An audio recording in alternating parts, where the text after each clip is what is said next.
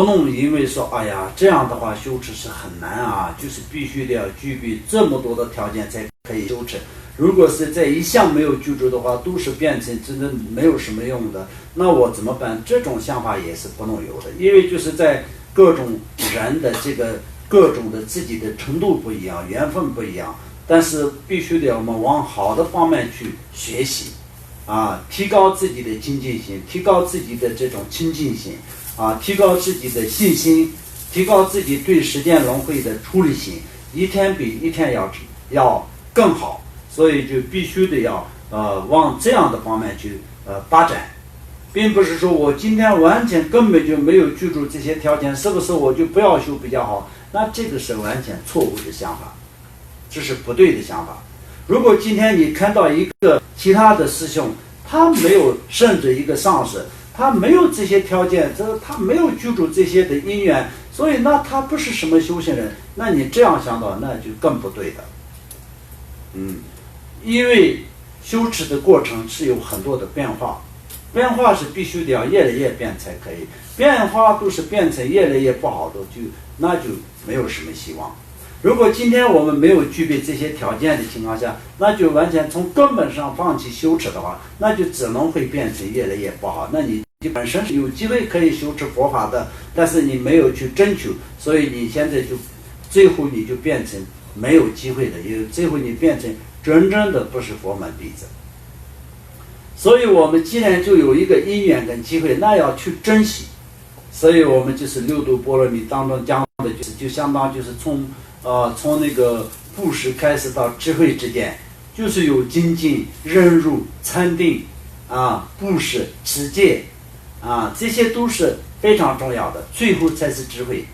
有前面的布施、持戒啊、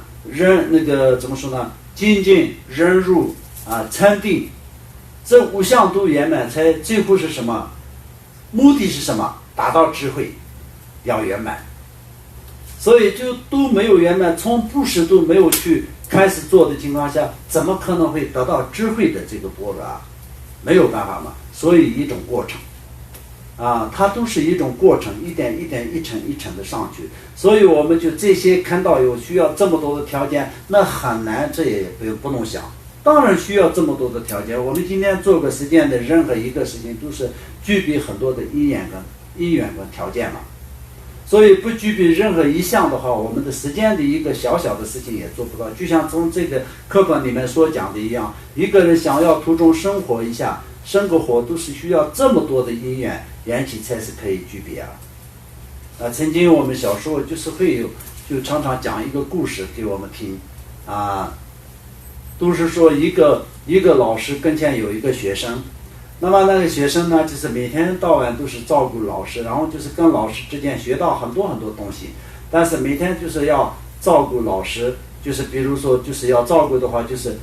从早上到晚上都是要做饭啊，给他吃，怎么就是烧茶，就是去拿水，怎么说呢，挑水进来，然后烧茶生火，这些都是反正就是要做很多事情嘛。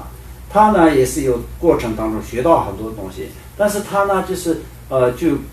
不太去想有意识呢，他就不太想去学到什么东西这些，他就想每天到晚我要照顾他，就做那么多事情，很辛苦，所以要去离开他，所以就逃跑了。他带了一些他自己所需要的一些生活的这些用具，然后就逃跑了，然后就早上就离开了啊。到了中午的时候就到一个地方，他自己就是要做野餐，然后就那边停下来了，去怎么说呢？去找这个烧茶的时候，就是也是有找几个石头，然后就这个上面放那个锅，然后上面生火，然后才会烧茶。他呢就是一开始去挑食，然后去找那个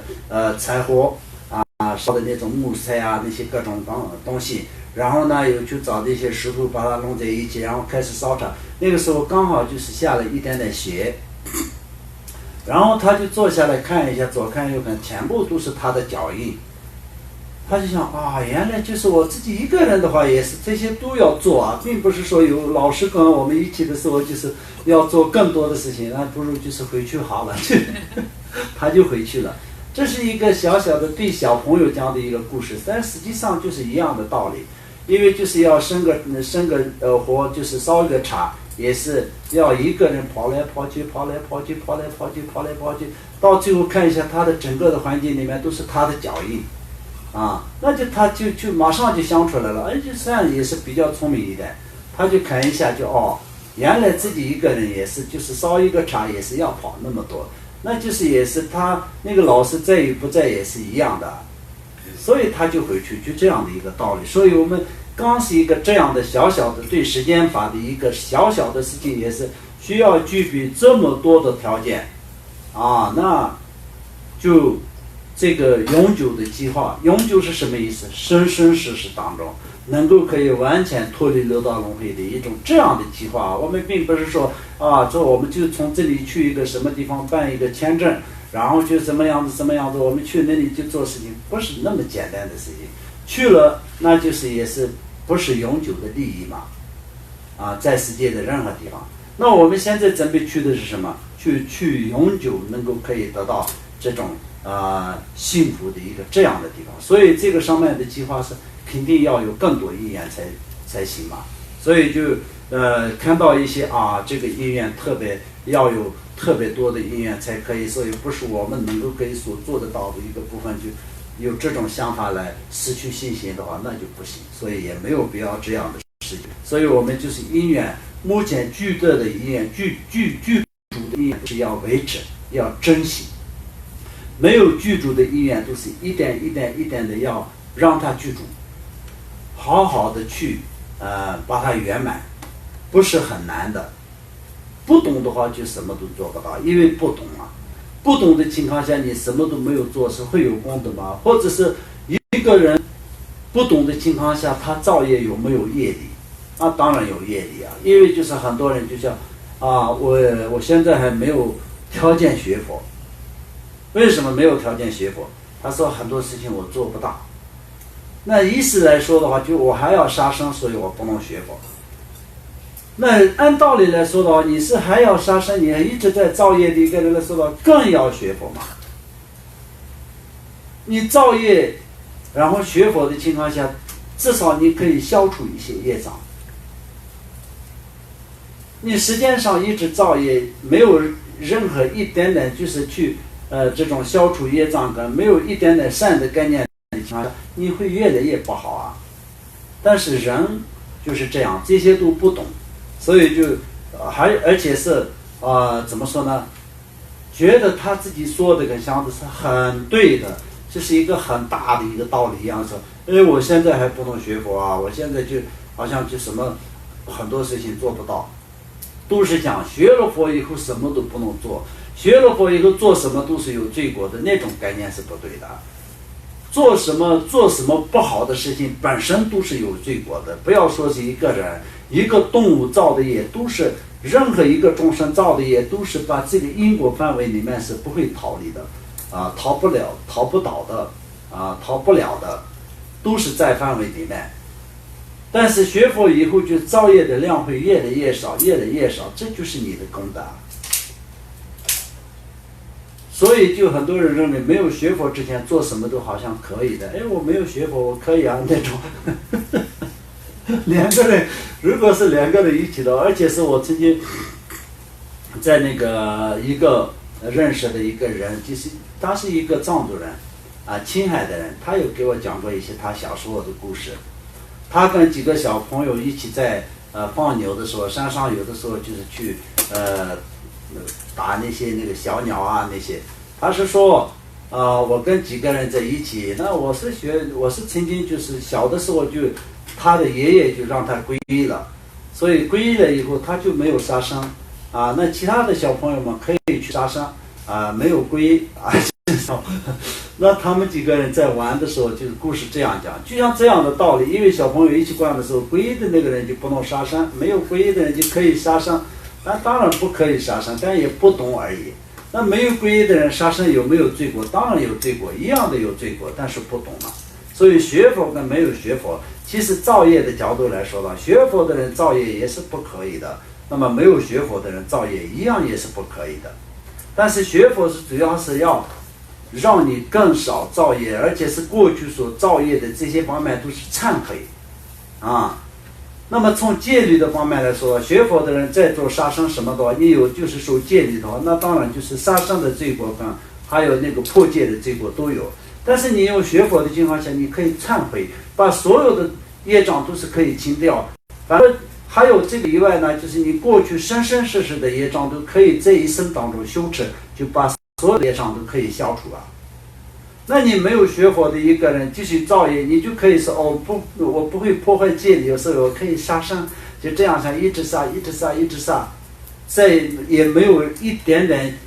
任何想要消除业障或者是忏悔心，继续瞎的话，继续这么造下去的话，这些业力比破坏戒律的业力更严重了，更大。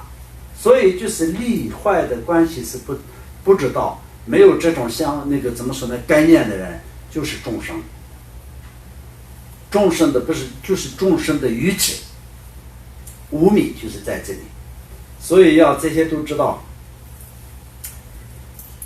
因此，若善加观察自相续，则仅仅18下面也必定很难以具足。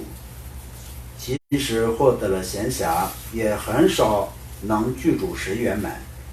尽管已获得人身诸根具足，生于中途，但是如果入于业绩颠倒之邪道，并且不信仰佛教，那只具足3圆满。如果上述2者中任何一者不具足，则具足4圆满。尤其是业绩舞蹈非常困难。如果3门行持恶业，并且一切所做全是为了今生的生计，虽然被称为贤者或智者，实际上也是业绩颠倒之人。无论他圆满中，虽然佛也出世并说法，佛法也注释，但如果未入佛门，则具足3种圆满。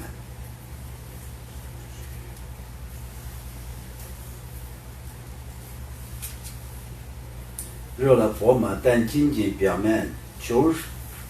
法和得法，也不可能真正趋入正法。真正趋入解脱道者，必须了知一切轮回无有实义，而生起无为的出离心。若行大乘道，也必须在相续中生起无为的菩提心，至少也要对3宝有坚定不移的诚信，纵有命难也不退转。如果没有这种决心，仅仅在表面上口诵经文、身着身语等，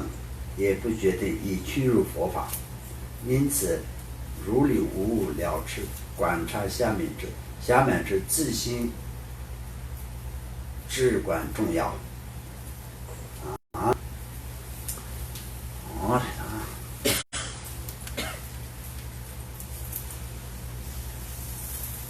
好，那可以在这里稍微休息一下。进入大乘佛门的一个佛门弟子的话，那么对这个一切众生的菩提心是在内心当中必须得要升起菩提心的一个怎么说呢？一个怎么说呢？作为一个能够有升起菩提心的一个修行者，这呢就是自己的一个最重要的一个目的，作为目的来看，目标来看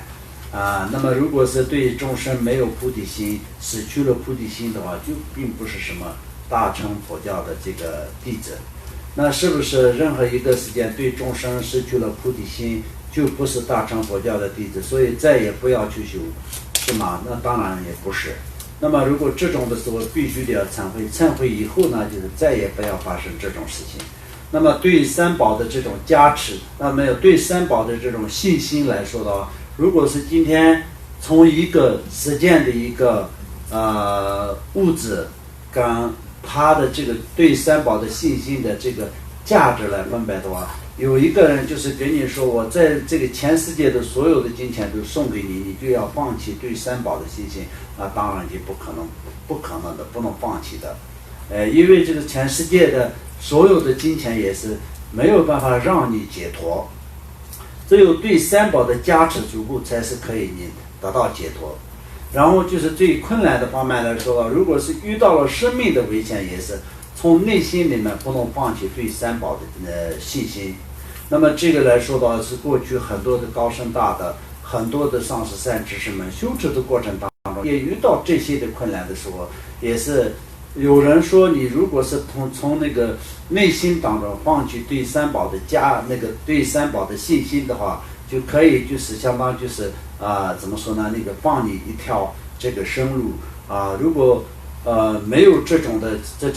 发心的话，就是只要就断除生命。以这种选择的时候，很多都说我从表面上可以放弃，或从口中我就是可以说我对三宝没有信心。如果有这样说就可以的话，我可以。但是从内心当中，真正的对三宝放弃信心是不可能的事情。因为这些故事呢，就是过去的一些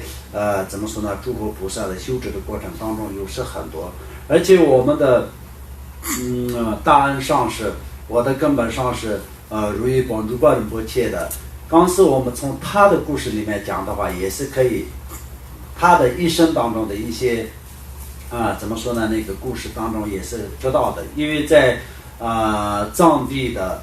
在改革西藏、解放了西藏以后，就是经过一次文化大革命的时候，他自己的生命换下来的。然后那个同时呢，就是他们会不会杀死他？肯定会杀死他的。打了很多，然后就是相当也是杀死他了一样，然后就是都不能动的一个这样的过程。那认为可能就是他应该死了，就这样的一个弄到一个这样的地步，然后到最后回去都是那个但是他的生命还没有断而已，就这样。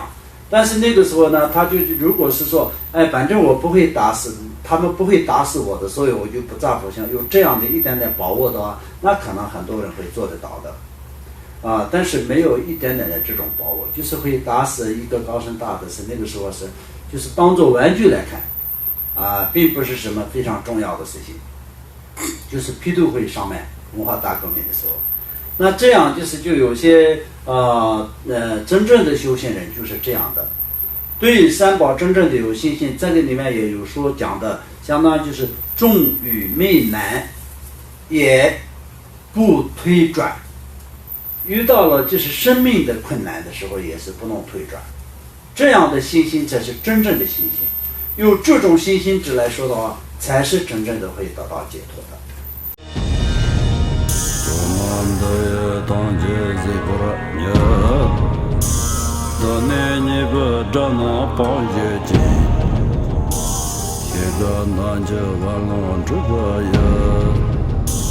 自本作人着刚着我